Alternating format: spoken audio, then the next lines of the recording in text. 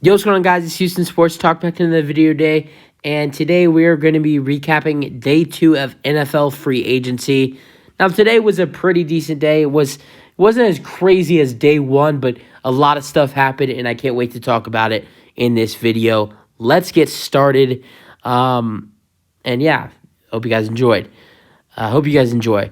We're gonna get started with the Texans. Now, my favorite team here, I just posted a Houston Texans day 2 in divisional recap, so go check that out if you want to hear me talk about it. But here's what the Texans did today. They signed former Cowboys wide receiver Noah Brown to a 1-year, $2.6 million contract, and they re-signed Derek Rivers as well, who was on their roster. The Patriots, they re-signed Jabril Peppers to a 2-year contract, who is a safety. And then moving on, Cardinals. Unfortunately for the Eagles, they lose another starter in Kaiser White as the Cardinals sign him to a 2-year or not a starter, but another defensive player, to a 2-year, $11 million contract. So tough there for the Eagles, another loss. Now moving on to the Panthers. The Panthers signed quarterback Andy Dalton to a 2-year, $10 million contract. As it is destined that the Panthers are drafting a number 1 quarterback, a quarterback at number 1. Usually, almost every team, most of the time at quarterback, whenever they draft a quarterback, a veteran starts out the season. So whoever the Panthers pick at 1, whether it's Stroud or it's Bryce or it's even Anthony Richardson, I do believe that Andy Dalton will be the starter to start the season. And once he eventually loses his rights to that, and they know it's time for the rookie to come in, I think that's what they'll do. I think that's what's going to happen in Carolina. And unless they wouldn't sign Andy Dalton if that's what they were going to do. So I do believe that Andy Dalton will become the starter for the first couple games for the Panthers, and then whoever is drafted will then make their appearance. So that's my prediction with why Carolina is signing him. All right, moving on to the Dallas Cowboys. They made 2 moves. They re-signed 2 defensive players, Donovan Wilson, safety, to a 3-year, $24 million contract, and then Leighton Vander Esch to a 2-year, $11 million contract. So good there to retain their defensive players. Moving on to the Raiders. The Raiders today, they signed 2 wide receivers, one who made a pivotal mistake against them last year, throwing the game away against the Raiders in that fourth quarter game on the lateral, one of the most weirdest plays of the whole season, the most craziest endings. Jacoby Myers is signing with the Las Vegas Raiders with a 3-year, $33 million contract. They also signed former Houston Texans wide receiver Philip Dorsett, who has also played for the Patriots and a couple of the Jaguars.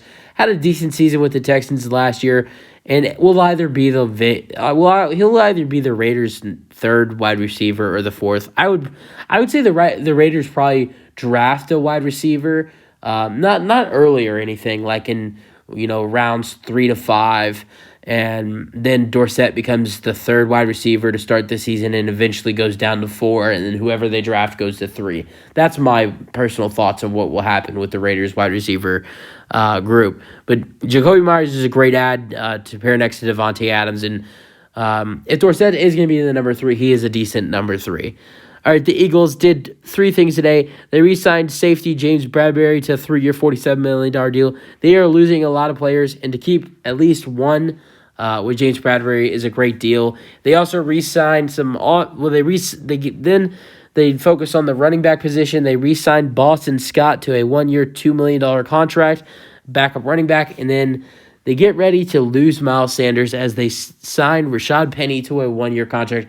If Rashad Penny's healthy, he had like 380 rushing yards and two rushing touchdowns in only 5 games last year. He then had a season-ending injury, ACL or Achilles. So if he's fully healthy next year, I think Penny would be better for the Eagles than Sanders was. But It's just depending on his health. So that's it for the Eagles. The Broncos, their only move today, and I actually really do like this move, is the Broncos signed Samaje Perine from the Cincinnati Bengals to a 2-year, $7 million deal. This is a great move for the Broncos. I mean, this is a guy who's played exceptionally well for the Bengals the last couple years. And for a running back, too, is, one of the, probably a top five, probably not top five, probably top seven, number 2 running back. You got some good ones in Kareem Hunt and Jamal Williams and Jerick McKinnon, but Samaje Perine is a great running back. I don't know if he'll be the starter there. I doubt it. Javonte Williams is returning from injury, but it'll be interesting to see those two guys play together. Got him for really cheap as well, so that's a good signing. The Jets, things are getting closer and closer for Aaron Rodgers. Aaron Rodgers has a wish list of Allen Lazard, Randall Cobb, and Mercedes Lewis, and the Jets signed one of those guys today, Allen Lazard, to a 4-year, $44 million contract. Now, it was reported that they were going to sign him regardless, but if it's out of the blue, you see the Jets sign Mercedes Lewis, I think it might be certain that Aaron Rodgers is definitely heading the Jets. But it's looking like Aaron Rodgers' contract it's looking like that's going to happen soon. He's going on the Pat McAfee show tomorrow. That's going to be really exciting to see what he says. I mean, could he be announcing he's officially going to the New York Jets? I can't wait to see that. So, all right, Allen Lazard, that's a big contract. Allen Lazard is a great wide receiver. I think he's going to have a great year in New York, whoever's throwing him the football. All right, Lions, they made 2 moves today, 2 really decent moves. They signed Emmanuel Mosley from the San Francisco 49ers to a 1-year, $7 million contract. Great move there. He's a really solid corner. So now they've added in Mosley, and then they've added in Cam Sutton as well. They still have Jeff Okudah, so they are stacked with cornerbacks. And then they signed David Montgomery to a 3-year, $18 million contract at the backup running back position to prepare to lose Jamal Williams. The Dolphins, speaking of running backs, they re-signed both of their running backs today, Jeff Wilson and Raheem Mostert. Good re-signings by that. And then the 49ers, they re-signed their center. I really wanted my Houston Texans to pick up Jake Brendel to a 4-year, $20 million contract. And then the Falcons. This one was most interesting of the day. It wasn't the most interesting signing of the day, but it was the most surprising one. Taylor Heineke is heading to the Falcons, which is now looking like it's going to be a QB battle between Desmond Ridder and Taylor Heineke, which is a little surprising. But, yeah, honestly, in my opinion, Taylor Heineke will win that every day, but we'll see.